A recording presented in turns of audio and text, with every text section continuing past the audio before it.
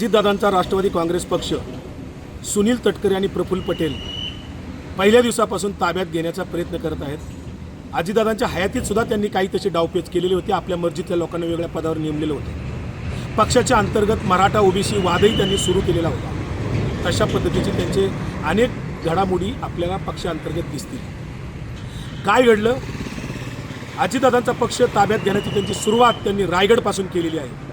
परवा 27 मार्च 2026 रोजी पक्षाचा अधिकृत मेळावा सुनील तटकरे यांनी तिथे घेतला आणि नवनिर्वाचित जिल्हा परिषद पंचायत समिती सदस्यांचा सत्कार समारंभ असताना तिथे बॅनरवर फक्त आपल्या मुलाचा आणि मुलीचा आणि स्वतःचा फोटो आहे।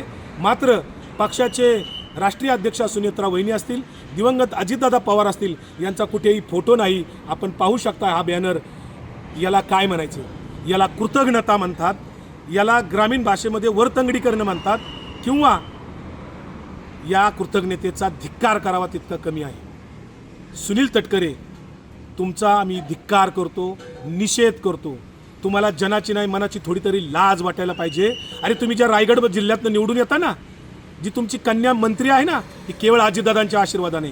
अजितदादांनी तुम्हाला आशीर्वाद दिला म्हणून तुम्ही अनेक वर्ष पक्षाचे प्रदेशाध्यक्ष राहिलात, अन्यथा तुम्हाला महाराष्ट्राचा नेता कुणीही म्हटलं नसतं। आजही तुम्ही अजितदादांच्या पक्षाचं नाव काढा आणि बाजूला वयान महाराष्ट्रात फिरा, तुमच्या भोवती कुणी गोळा होणार नाही। केवळ अजितदादांनी तुम्हाला प्रतिष्ठा दिली आणि आज तुम्ही वरतंगडी करता आणि साधा त्यांचा फोटो, सुनेत्रा वहिनींचा राष्ट्रीय अध्यक्ष म्हणून सुद्धा फोटो बॅनरवर टाकत नाही।